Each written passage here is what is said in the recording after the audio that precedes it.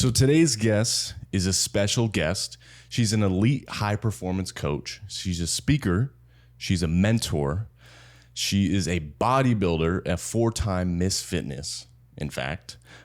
She collaborates with business icons like Pitbull. She's just a great human being, a good friend, and I love working with her. And I'm excited to have her on today because she is going to give some great advice on how to build your identity and transform your life. So today's guest is none other than Carrie Campbell. So Carrie, you're building a movement right now. Yes. What is that movement?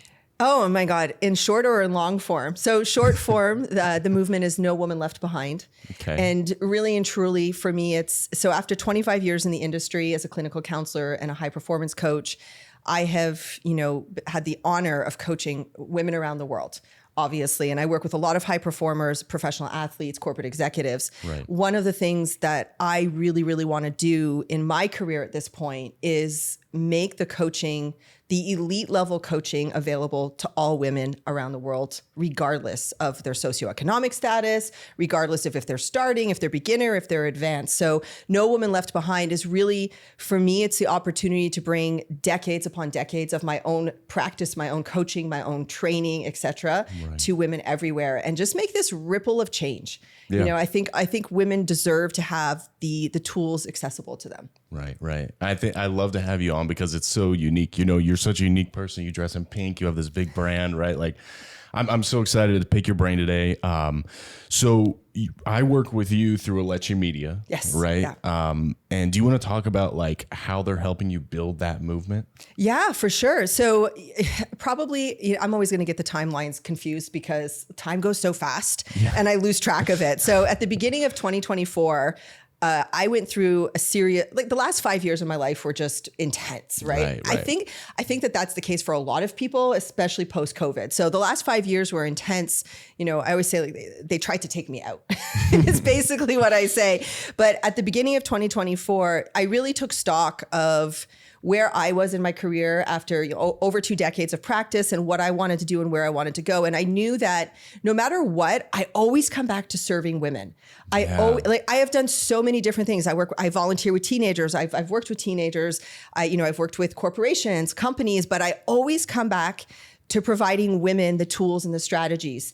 And for me, it's really about making it available to all women, and in the industry right now, everybody's trying to sell coaching programs at $20,000 a year, which don't get me wrong. I think it's great, charge what you're worth. That's wonderful. But for me, it's what about the woman though, who can't afford $20,000 a year? What about the woman who can't afford $20 a year? Yeah. And so when I started out in 2024, I was like, I'm choosing my impact for women. I knew that. And I knew that I was going to need help along the way to build. I mean, you don't build a movement overnight. That's right. We're not talking a new program, a new company. We're talking a global movement. And so along the way, back in, I think it was April 2024, I actually ran into and met Alexandria, who is, the founder of Alechi Media. We met at an event. And at a certain point in May, I believe it was, I knew exactly where I was going. I had this vision. I knew exactly it was all locking in. And I just was like, I need to talk to Alexandria. Yeah. Didn't know why, had no idea why. I just need to talk to Alexandria, get on the phone with her. And I say to her, I was like, look, I want to be the female Tony Robbins, not for the name, not for the accolades, but because if I have a name that is that recognizable, that is the impact that I'm going to be able to make in the world.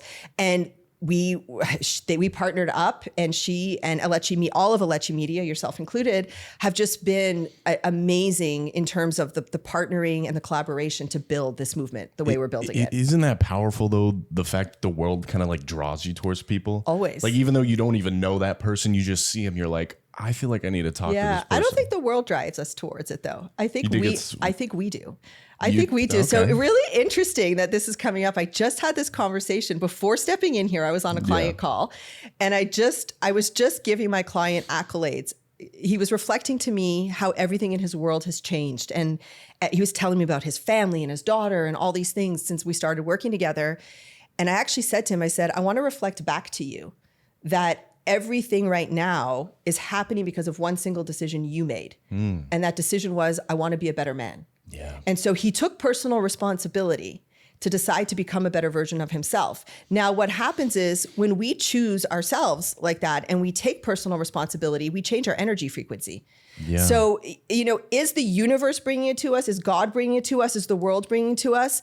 I think there's a lot of different ways to look at it. But in the end, I think the energy of who we are and how we're showing up in the world is either attracting or repelling. Yeah. Which is why personal responsibility and self-growth for me is the number one thing everybody should focus on. And there's so many people I feel like, who are either stuck in the rat race or just can't get to that next level in their life or don't even want to get to that next level in their life. Or, what do you say to those type of people of maybe an example that you saw maybe with one of your clients that they made that decision, like, I want to become a better man, like you just said. Like, when does that transformation happen in a person, I guess, is my question. So the choice, you mean, like the choice to become the better version of themselves? I guess just like, when does it start? Yeah. That's a really great question. I actually think it's always happening. I think it's an evolution. I think that every single day we wake up, there's no such thing as a starting point. It's an accumulation of years upon years. I'm going to use that same gentleman as an example, years of being an alcoholic, your years of starting and stopping and trying and failing. Yeah. So technically it had already started. But there's that, people often say that, you hit the bottom of the hole. What do you call it? What's that? I lost the term. You hit rock bottom. That's it. Bottom, when you hit rock bottom, you hit rock bottom, but rock bottom is different for everybody. My rock bottom is not the same as somebody else's rock bottom. So for me, it really comes down to, if I had to simplify it, when the pain of staying the same is greater than the pain of the fear of change. Yeah. Because that's what it is. There's a massive fear of change. If we're talking about it from a neurological standpoint, our brains are designed to keep us alive, which means our brains are designed to keep us safe. Yeah. Which also means that anytime you introduce a new stimulus, a new habit, a new change, our brain is perceiving it as threat, and it's going to pull us back into the place where it's safe. But safe doesn't always mean better. So when the pain of being stuck is too much to bear, if you're fortunate, you come across someone who says something on the right day at the right time. This gentleman I met at the Phoenix airport, flying out at 11:30 at night on a Monday. We started a conversation. An hour and a half later, he said to me, he goes, "Can I pay you to talk to you?" I was like, "Well, I'm a coach. That's what I do." A year and a half later, we have been locked at the hip ever since. So you hit rock bottom, you have that moment of awareness, and you got to run with it. Do you feel like it, because almost I feel like the most successful people in the world, like you think of, I don't know, Elon Musk or Jeff Bezos or those types, right? Do you believe it takes you to hit some sort of rock bottom for you to make that change? I know obviously some people don't get to that low place and are still successful, but I feel like the most successful people either grew up in a super poor environment or I know people who grew up in foreign countries where they had nothing to eat. Basically, they grew up in really poor families and they were like, screw it, I'm moving to America. And now they're multimillionaires, right? So do you believe it takes that wake up call, right? Because those types of people, I feel like almost reflect back on that moment where they didn't have anything to eat. They didn't have anything to, do in their lives. They felt stuck. And now that kind of drives them, I feel like, to never want to be in that place again. Yeah. Look, I think that that's definitely a reality. Yeah. One of the things for me, I've been doing what I do for a very long time, 25 years. So 25 years in the trenches coaching. And I have seen all of the scenarios. So I have seen those scenarios. But then I've seen the scenarios where someone was born into a family that was perfectly well off, has unconditional love, and has never seen that side of trauma, and yet still thrives and survives. So I don't think that we can unilaterally say that there's ever one causative factor for people who achieve that level of success. I think that if I were to bring it down to really and truly probably the one thing that collects all the highly successful people together, whether it's, they've had a past that's traumatic or, if they don't, is they take responsibility for themselves. They don't choose a victim mentality, and they know that everything is in their hands. Yeah. And if you think about that, you think about Elon Musk, you think about all of the people, like those types of people, if you listen to them talk, they don't have a victim mindset. Yeah. It's not their fault. It's not this happened to me. It's this happened for me. And that's such, if there's one thing for everyone listening today, this is like the theme of my day today. I don't know what's happening today. The energy today is so good because this is the theme of my day. I just had this conversation with a client. I also had this conversation with my husband this morning. We were talking about everything happens for you. Right. And someone who has a victim mindset, the reality is if I say to you, you're going through a hard time and I say to you, it's happening for you, you're going to look at me and challenge me on it.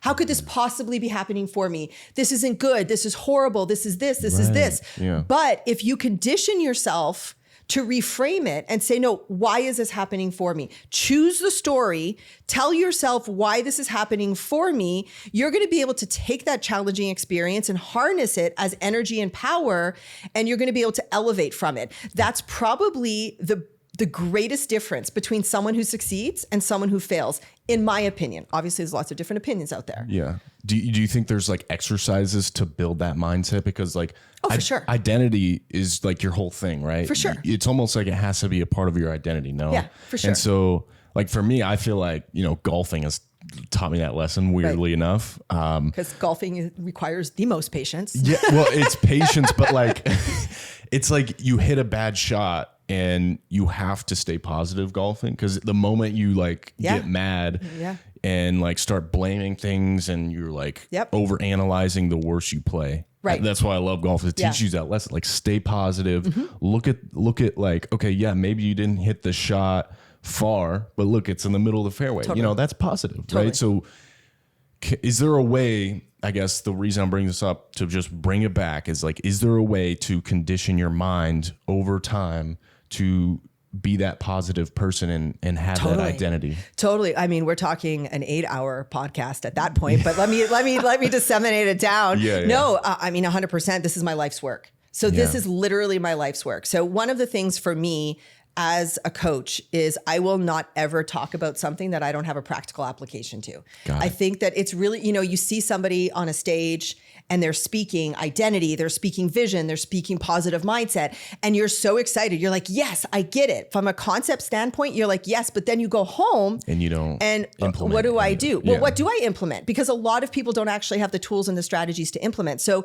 for me, one of the things that, I've really prioritized in the last 2 decades of my career is making practical application to all of these concepts. So, I have a lot of different tools, but in the scope of the question that you just asked, I have a system called the 4 pillars of mindset. So the 4 pillars of mindset, it's a daily journaling system. Okay. And it's one of the things we have to understand is that the unconscious mind and the brain are very complicated. They're very intricate. They're very woven, right? So for me, it's like, how do we bring the most simple and easy to execute process, because it's not actually an easy process. So it's simple, it's not easy. Yeah. So the 4 pillars of mindset, and I'll just go through them really quickly. The first one is learn your language. The second one is review your direction. The third is counting your wins. And the fourth is imagine your outcome. So if I were to break those down, learning your language is the action of journaling and asking the question, like, what's on the back of my mind stressing me out or negative today? So dumping out that non-serving language, because a lot of us are not even familiar with the bullshit our unconscious mind is spewing it on a daily basis. So we got to bring it to the surface. And then the other, so that learning your language is designed to bring the unconscious narrative to the surface that's not serving you. The other 3 are designed to rewrite the narrative at the top. So review your direction is basically looking at, okay, where am I going? What am I doing? And what do I have to do to move myself forward? So for example, if we take an example, what we were just talking about, something bad happens to you, when you're reviewing your direction, you could literally ask the question, why is this happening for me? Yeah. And then you force yourself to answer the question. I'm going to stop. No, you're good. I mean, I can keep going, so you can cut me off as much as you want. But that's genius, because most people, when they journal, like you hear everyone journal like the positive in the morning, like journal like all the good things that are going to happen in your day.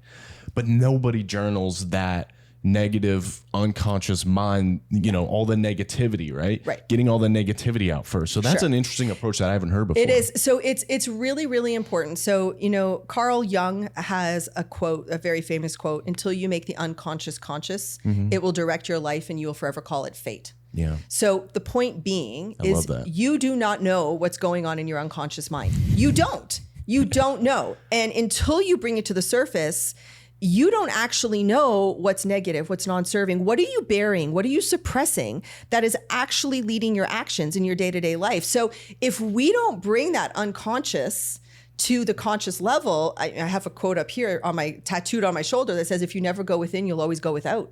You've got to go inside. You've got to understand the narratives. You've got to understand the drivers behind your the drivers behind your behaviors. Yeah. You wake up and you start doom scrolling on Facebook. The next thing you know, you're in a comparative mindset and you're thinking you're never going to be able to succeed. But before you picked up that phone, you weren't even thinking any of that. So we have to do that. The key is you've got to start going the other way. Yeah. That's because some people stay stuck in that non-serving stuff. And also, I think that, the doom scrolling, and it doesn't even have to be doom scrolling. It could be, like smoking cigarettes or like any sort of, like harm to yourself, which, look, we all do. We all have that thing that we, what's the word? I don't know. Sabotage ourselves. Yeah. The thing that we should stop doing. Exactly. That we know we should stop doing. Everyone has that, but it's almost like you have this thing that's going on internally. And I feel like a lot of people almost search for that external validation. Yeah. But in my opinion, I feel like that's just temporary, the external. Always. And I feel like the real transformation for me has come from the internal validation, Totally.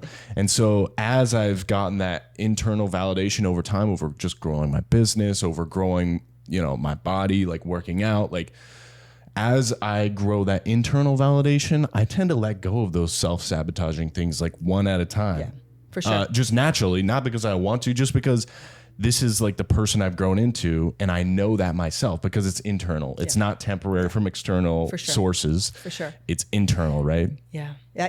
It's so I'm smiling over here because like you're hitting on some major, like of my major core values. Yeah. I firmly believe that we should all be our own greatest inspiration. Mm-hmm. And I firmly believe that you should wake up every day and pursue the greatest version of yourself until you don't, excuse my language, give two fucks what anybody else thinks about you. Yeah. I really do mean that. It's not to be like selfish or self-absorbed. If you have an internally driven self, if you're so inspired by yourself and what you've overcome and what you've chosen and who you've become, no one can take that away from you. Yeah. No one can take that away from you. So for me, at this point in my life, everybody loves a compliment. Everybody, as I was walking out of the store earlier today, someone commented on my suit and I'm like, thank you. I love it. I do not need that though. Mm-hmm. I do not need that input, that value. So it just goes into like this bucket of like, some added compliments, makes me feel good, whatever. But over my lifetime, I have lost myself so many times. I have been dependent on that external validation, mostly in relationships, not so much business for me. We all tend to have an area that we are more likely to have challenge in. Yeah. So for me, it was more in relationships, but I have lost myself and I have been so dependent on that outward comment back. You look great today, or you look this today, that I have literally watched myself choose different things over my life that weren't even things that I wanted. Yeah. They were things that I was choosing for someone else. So for me, if you can get to the point that you wake up every morning, you look in the mirror and you really are like, I love myself. Yeah. You have won the lottery on life. And that really is, if I were to be honest, if coming back to the core values of No Woman Left Behind, that for me is the impetus behind this movement. I have seen the darkest nights, the darkest holes, etc. And I've climbed out, I found my way out, and I love myself in the most humble way possible. And I want every single woman to feel that. Yeah. And that comes from all those tools and like everything we were just talking about. And do you believe anyone can start feeling that self-love? Like if there's, like, I'm just thinking right now, like obviously we talk about a lot about entrepreneurs. Yeah. And honestly, I feel like they have an edge because as they grow, when it comes to like self-worth and self-identity, Obviously not at first. When you start your business, it's horrible, right? But as you grow that business, you kind of have that edge because you see yourself growing. You're like, okay, like I am starting to get that self-confidence. But like the reason I ask, can anyone do this, is because I'm thinking about that, older, woman who's like maybe working a corporate job. They feel like they're just stuck, that like this is their life. There's nothing else more to it. Like, how can that person start to form their identity in growing as a person, right? Because your whole thing is, there's no limits. Age doesn't matter. Like, not at all. Nothing matters. As long as you have a brain and a heart that's beating and blood flowing through your body, it'll work. And I mean that quite honestly. And that's a bold statement to make. This is the reason the movement's coming 25 years into my career, not 2 years into my career where I have the years of experience. So interestingly enough, I work with a lot of older women. I think the oldest lady who's a part of my program is 76 years old. Wow. And, she started over and she had to re-identify herself and so on and so forth. So I got everybody from 15 years old to 76 years old in terms of working with women. Wow. And the answer is anybody can have this change unfold for them. Mm-hmm. But here's the caveat. You have to choose to do the work.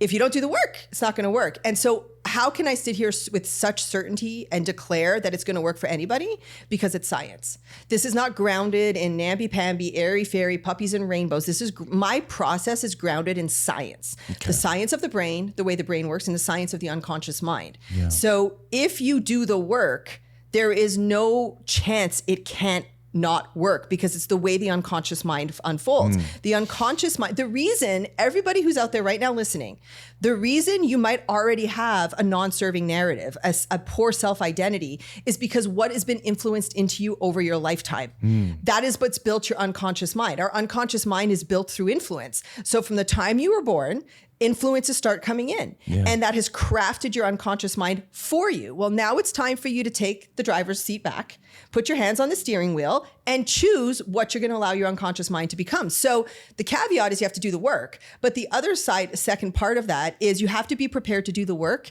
understanding it doesn't happen overnight. Yeah. It does not happen overnight. Self-love is not a destination. It's an every single day journey. I don't love myself the same every single day. Yeah. There are I'm a woman. I have hormones, on the day before my period, I might be like, really, I am the ugliest human on the planet and I really don't want to talk to anybody. Right. Self-love is not a destination. Self-love is I wake up every single day and choose me. Now you have to have a process for that. And that's the final piece I was going to come back to there is, when we're talking, entrepreneurs, successful entrepreneurs, because, I'm just going to say it, not everybody's born to be an entrepreneur. That's a whole different conversation. There's a lot of entrepreneurs out there who it's not really your calling. Okay. I'm sorry. I don't mean that. I don't mean that as a shot, but it's just true. Yeah. So it's, entrepreneurs, they will not like skip a beat on their work. As a professional bodybuilder, I won't miss a workout, et cetera, et cetera. Nobody in this world, if I were to say to someone, you can work out for a month, you'll get in the best shape of your life, and then you can stop for the rest of your life. Nobody's going to be like, oh, okay. But when it comes to mindset practices, nobody adopts them for a life. Like, people always ask me, how long do I have to do this for? Well, as long as you have a brain in your head and a heart beating, you have to do this. But that's why I love your identity piece, because it's working out, when it comes to working out, journaling, all this self-work that you do, people always think like there's a quick fix. They always look up that like get abs in 30 days on YouTube or get whatever in 30 days, but it has to become a part of your identity. It does. Right? Who you are. Because work, and it's not just for women, it's for men too. I feel like everyone, if you want to make a change in your life, you have to make a change to your identity, and your identity has to change from, I'm a person who works out maybe once a week or just when I feel like it, to I'm a person who works out every single day. And for me, like, I take day offs, right? Or I take off days to the gym when I'm traveling. Like, I just got back from Vegas. I didn't work out, but I still tell people I work out every day. Yeah. Even though that might be, it might be like a slight lie or whatever, but I say that because I want it to be a part of my identity. It's your commitment. It's your language. Yeah. I love where you're going with this, and it's so important. I always say that if you want to change something in your life, or if there's something you want to achieve, that is not where you're at right now. Yeah. There's something more you want. Yeah. You need to shift your identity, because who you are now is not going to get the results of where you want to go. Yeah. And it's not to say who you are now is not good. You know, like I just, you know, in the last, so just for context, because we haven't really touched on this, I've created an entire system. It's called the Herdenity Code. So it's a 4-part process to actually identity shifting. Okay. Because again, it's one of those concepts where it's like, great, let's shift our identity. How, right? I want to bring you the how. I want to teach you how to do it. So I just recently went through a massive identity shift for myself, not because there was anything wrong with who I was 6 months ago, but 6 months ago, I put a stake in the ground and declared that I want to create a global movement where no woman is left behind. And I want to leave a massive legacy of change. There is no part of me that did not have to grow into who I'm going to become to do that. There, like, you have to, and there's little tweaks and little changes. So you need to make that shift. You know, interestingly enough, because we're talking entrepreneurs, we're talking corporate. Let me tell you, like, let's take identity the other way for a little bit of a second. You know, one of the corporate executives and professional athletes, they're the ones who I see challenged with identity crisis the most. Really? At the end of their career. Huh. At the end of, you've been an NBA player for 10 years. You've been working to become an NBA player for 20 years. You get to the end of your career. You want to know what you're not anymore? An NBA player. That makes sense, actually. You're a CEO in Silicon Valley your entire life. And all of a sudden, you're at the end of that. You know what you're not anymore? A CEO in Silicon Valley. Let me go one more to all the ladies out there. Makes so much sense. You've been a mom. You've been raising your kids. Your kids grow up. They move out. Who are you? Yeah. Who are you? And you get lost. So for me, this is one of the reasons I created the Herdenity Code, because you have a plug and play model that you can literally identity shift whenever you want. Yeah. And you can keep becoming that next version of you. Can you share a little bit? Yeah. The Herdenity Code. So it's a 4-part series. So it's identify, release, visualize, and then create. So the first step is you have to identify the non-serving character roles. I call them avatars. Your non-serving avatar, you have to identify who's keeping you stuck. Okay. So you figure that out, right? And give that, and I mean, we go into this, give that person a name, give that character a name. And, you know, then you have to start like recognizing that person, that identity was built usually through a survival mechanism. You became that person to protect yourself for some reason. So you've got to identify the avatar that's not serving you. I refer to it as a bound nature avatar. So who did you have to become in order to survive? So for me, you know, years past, I don't do well with conflict. I've been in an abusive relationship. I had to become a people pleaser. So I had to become this version of myself in order to protect myself. Don't say anything, because if I don't say anything, I avoid conflict. Got it. Right? So I become that person. So you've got to identify that. Like, what is the avatar that's making you play small, that's keeping you stuck, that's choosing to go out and drink and smoke cigarettes? And so the next part is release? Releasing, yeah. So you have to release that avatar? You release, you don't let it go. Two different things. When I say release, we're releasing the power it has over us. So when I do my live events, Herdenity Live, we actually do an entire release ceremony. And is that the one with the balloons? The balloons. And we do it with the balloons on purpose. So we write out these like little cards, and then we put it in the balloon. Why am I releasing this avatar? Right. We put it in the balloon, and they're helium balloons. So when you let them go, they go to the top of the room. But on day 2 of the event, you come back, and the balloons now have fallen, and they're on the floor in the corner. The symbolism behind that is intentional. You're just because you identify this avatar and you release it doesn't mean it's gone. I love that. It's still present. Yeah. Doesn't have the same amount of power. It doesn't have the same power. So we're releasing the shame, the guilt, the embarrassment, the hatred we have for this part of ourselves. Yeah. We're understanding that this part of yourself was built through influence. This part was built through protection, through survival. Yeah. We're releasing the power. We're starting to dissociate it from ourselves. This is not me. This is who I needed to become in order to survive. Yeah. And then after release, we go into visualization. So now we have identified the avatar that doesn't serve us, what keeps us stuck. We've released it. Now, where do we want to go? What do we want to create? So I walk people through creating a vision story, because I work primarily with women, but the people and men, you're allowed to play too.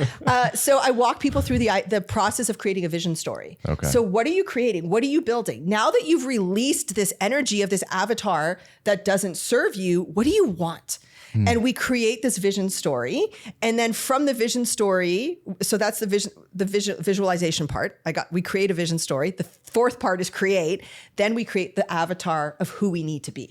You know what's interesting about that is I feel like, and correct me if I'm wrong, but I feel like people try to step into that identity of who they want to be before they release that previous identity. Totally, because they don't know that other identity is there. Right. And here's the thing. If you do not understand that other identity, if you do not do the work to release from it, it is going to be running as your default. It's like a tab on your computer that you're keeping open that's still running in the background. I'm sure everyone's like thinking right now. We all have a default mode. That default, We all have a default mode. Your default, until you've reprogrammed it. So I've reprogrammed it. I not only do I teach what I teach and coach what I teach, but I practice everything I do. I've been practicing religiously for, 15, 17 years. So I say that to say like, I have a default, but my default now is a serving one because I have spent so much time that I have reprogrammed myself to default to my free nature, which is the opposite of bound nature. So unless or until you do that, you are running on the default of your old conditioning. Yeah. Right. And you cannot undo that. Here's the thing. You don't undo that in 1 weekend seminar. You don't undo that by watching a video on YouTube. I always say it's not about the breakthrough. It's like the breakthrough is one thing. You got to go beyond the breakthrough. Yeah. The breakthrough moment is that moment of clarity where you're like, yes, oh my gosh, I get it. But you have to understand that doesn't change the neurology of your brain. Yeah. You have got 25, 30, however old you are, that many years of practice at that default. Yeah. And this is actually where this is my soapbox. This is where our personal development industry fails us. Okay. Because our personal development industry is full of these quick fix, one hit wonders. Yeah. Do this for 6 weeks. It's good at this. It's good at this. No, it's not. It's not. You have to understand your brain literally has grooved pathways in it from all of your non-serving narratives. They're literally physically grooved in your brain. Those do not get repatterned overnight. I feel like also you being a bodybuilder, I work out as well. Obviously I'm not on your level, but I feel like bodybuilding as a whole or just working out teaches you those lessons of it's not going to happen overnight. For sure. Does that make sense? For sure. And people will say, oh, that's bullshit or like whatever, For like, sure. yeah, I'm disciplined. I don't work out, but it does like subconsciously teach you that anything you do in life is not going to happen overnight. Right. You hear those stories of people winning the lottery or winning like a big, sports bet or like winning $1 million at the casino. Whatever. It doesn't even have like they could lose all their money, whatever, but people only hear those stories through, and it's a big part of today's world is it's always because of social media, but that's not reality. Social media is fake. It's fictitious. Totally. It's not reality.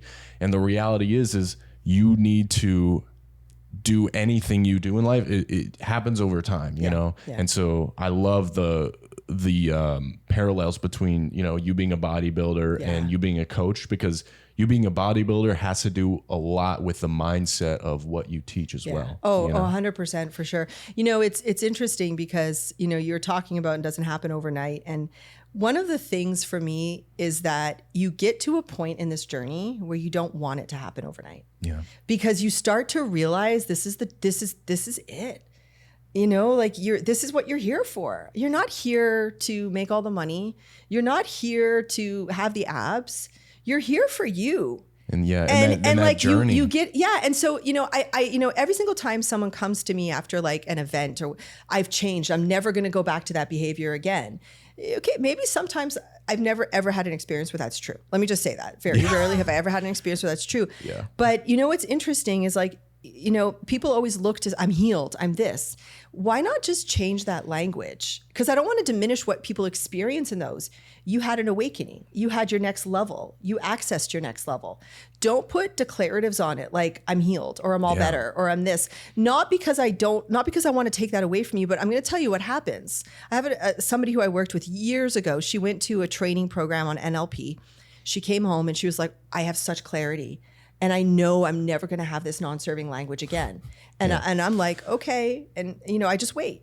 Yeah. And 8 months later, they're back in my inbox. Do you know what's weird about that is I feel like every time, like this is why words have so much power, by the way. Oh my gosh, yes. Because every time I say like, oh, I feel healed, or I'm doing better in life or business or happiness or whatever it is, almost like immediately, whether it's months or days, it starts to reverse. And it's almost like I never talk about like my successes anymore because it's almost like you're jinxing yourself. And I don't know what the psychology is behind that, but maybe you do. Well, I mean, I think that there's that's where I would say to you, apply whatever story you want to apply to it. Yeah.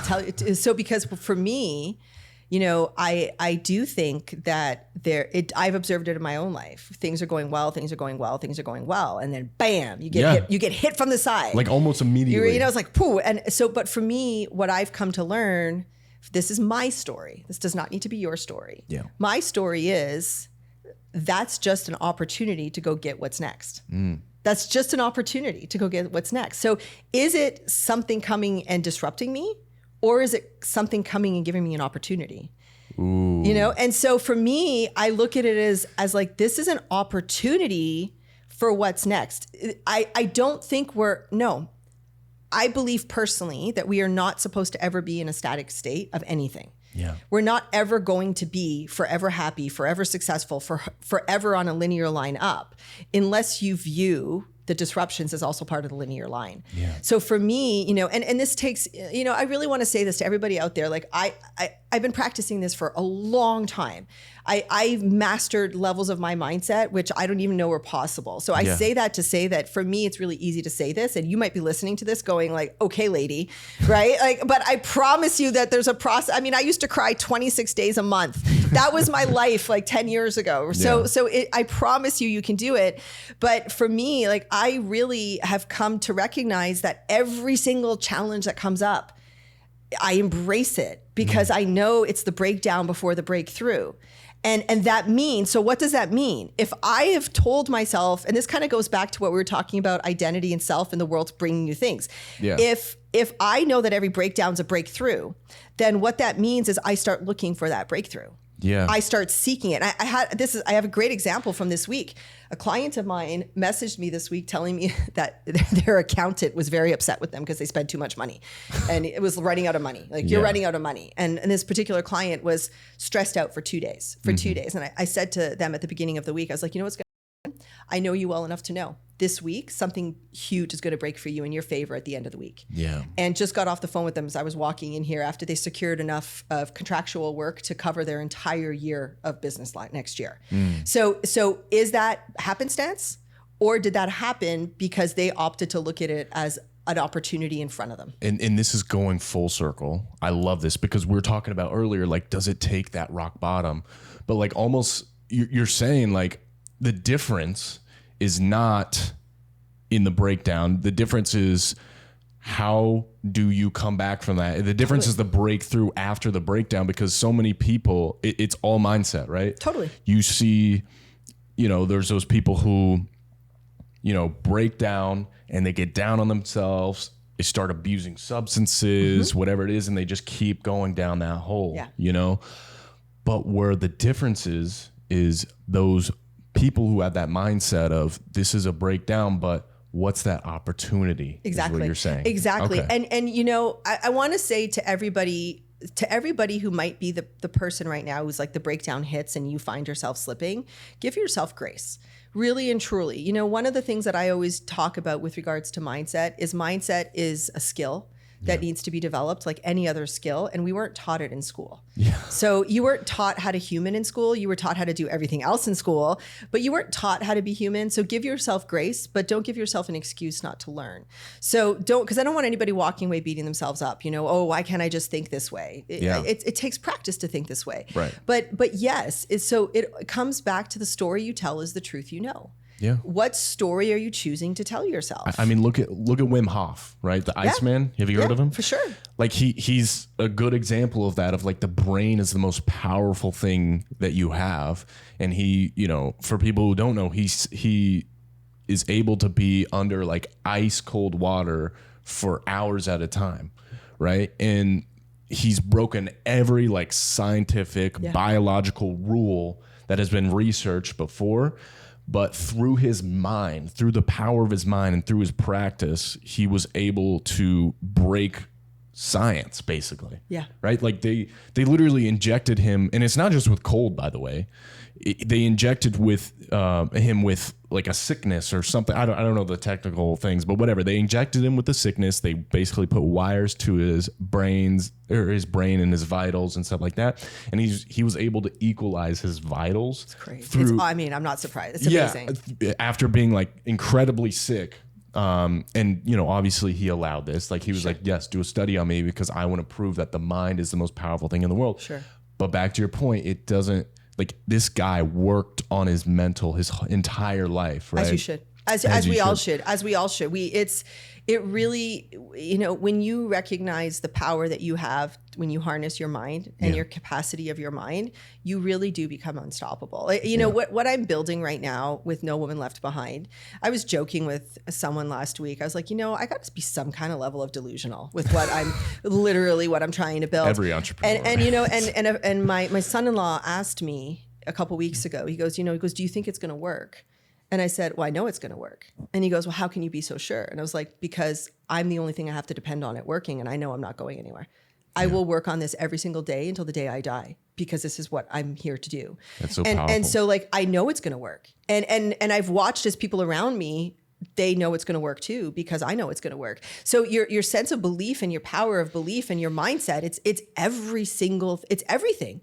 And we don't spend nearly enough time on it. We just don't. And that's the reason, you know, inside of the No Woman Left Behind movement, it's one of the reasons that we're making the coaching even more accessible. Yeah. You know, we're taking everything that I've done and we're putting it into an AI app form. So literally it can be at your fingertips. Yeah. You know, because we need this. I believe in manifestation. I believe in all that. I believe our energy is connected through our, through our brain. And, you know, I'll probably take this out, but I was talking to Alexandria yesterday. And since we're on this topic, I just want to say, like, you know, I was in the hospital with my grandma last week and, you know, everyone was out of town. I was alone in the surgery waiting room, you know, waiting for my grandma to get out of surgery. And I remember thinking all these negative thoughts, like, what am I, like, I'm the only one in town. What am I going to say to my family if she doesn't make it out? Like all this crazy stuff. It was a 10 to 20% success rate for her age, the surgery. Wow. So it was very scary for me. And I was sitting alone in the waiting room having all these negative thoughts. And I'm like, you know, why don't I just start thinking about me holding her hand in the hospital bed in an hour and just looking into her eyes. And she's saying like, I made it out. Right.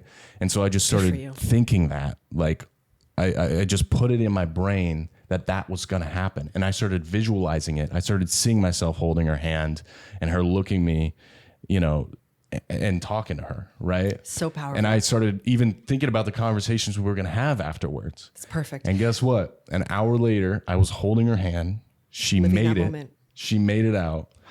And I was looking her in the eye, and I'm getting goosebumps right now, but I was like, holy shit. That's amazing. You know, interestingly enough, you just pulled on the last of my 4 pillars, which is imagine your outcome. Yeah. You know, and here's Einstein has a quote, worry is the greatest misuse of the imagination. Yeah. And it's so true. And it's interesting because just this week I was working with a client, it's a couple, and they were going through some really difficult times this week. And they were not together during the day. They were both at work. And, you know, as we were walking through some of the scenarios, you know, I realized, you know, they're both probably imagining getting home at the end of the day and it's going to be, you know, a shit show again. And so I sent them both a message privately. And I said, okay, this is what I want you to do. I want you to stop imagining the worst case scenario when the other person gets home. Yeah. And I want you to imagine, what would you do if you were in a great mood and your partner walked in the door? And how would you show up?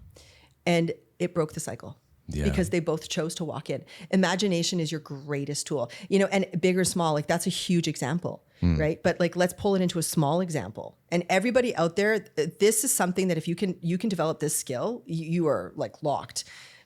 So think about it. You're traveling, you know, on a 10-hour flight, or you're flying across the country or the world to Australia. Well, from us, Australia would be the other side of the world, right? And you're imagining oh my gosh, it's going to be such a long flight. I'm going to be so uncomfortable. I'm going to be so tired. I'm going to be so hungry. I'm going to be so this. I'm going to be so that. How much longer is this going to take? You are going to dread that flight. Right. Whereas if you start imagining, I travel a lot. I mean, as you know, nobody ever really knows where I am, but I'm often on an airplane. And if it's a 6-hour flight, I start looking at it as an opportunity.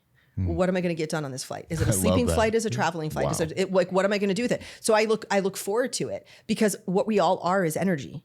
Yeah. And we move the energy of ourselves with our thoughts. You ever seen that what science experiments with the words in the cups?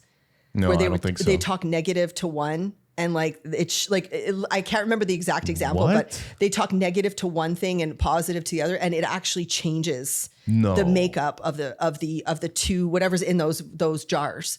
I can't remember if it's How words. do they know that that's not like just by chance? Like, did they I'm do sure it? that they did it multiple times, Yeah, but yeah. I mean, it's the power of energy. Yeah. You know, and we're energy, you know? And so it's it's like if you're going in for a job interview and you're imagining you're not going to get it, what's going to happen is you're going to walk in already set up on Right, edge. right. You know, it's one of the reasons, like on the way here today, I never, ever, ever, when I go to do an interview and I get on stage, I never start thinking, what am I going to say? Ooh, am I going to say something right?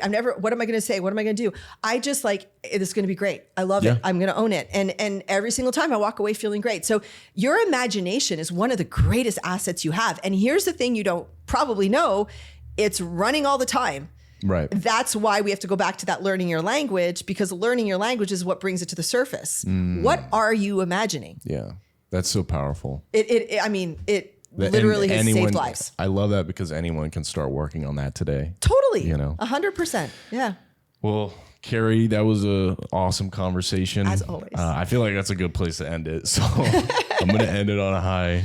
But thank you so much for coming on today. Thank you for having me. You're an amazing person. We have a shoot next week, which I'm excited about. This week, sorry. Like I just got back from Vegas. You're I'm turned like, around. I just got back from New York City. I'm turned around too, but anyway, thank you for coming on. Thank you for having me. Is there anything you want to plug, like any socials or anything? Oh, yeah, I mean, just come follow the journey. Carrie Campbell _experience, or the Carrie Campbell _experience. Look at me. I'm not running my social media. The Carrie Campbell _experience on Instagram. That's the best place. That's where we're going to be coming out hard in the next couple of months with everything No Woman Left Behind, everything that we got going on behind the scenes. So come and join the movement. Come and rise with us. Awesome. Cool. All right. Until next time.